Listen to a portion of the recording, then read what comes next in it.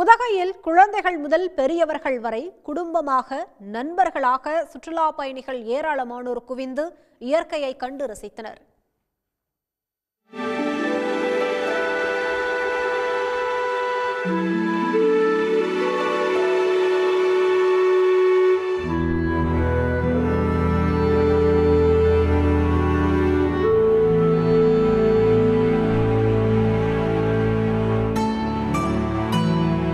இயற்கை கொஞ்சம் உதகையில் சுற்றுலா பயணிகள் அலாதியான மகிழ்ச்சியை வெளிப்படுத்திய தருணங்கள் தான் இவை.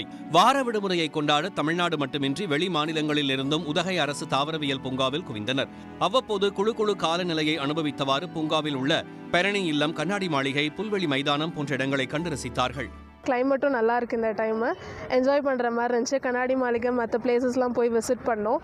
நல்லா இருக்கு. ஃபேமிலியோடு வந்து என்ஜாய் பண்ணோம்.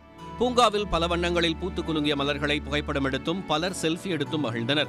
குழந்தைகள் பலரும் புல்வெளி மைதானத்தில் சறுக்கியும் உருண்டும் விளையாடினர்.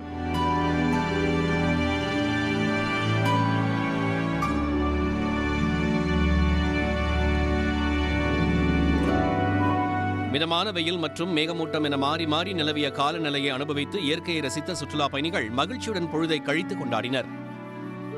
உடனுக்குடன் செய்திகளை தெரிந்து கொள்ள சன் நியூஸ் பெல் ஐகானை கிளிக் பண்ணுங்க.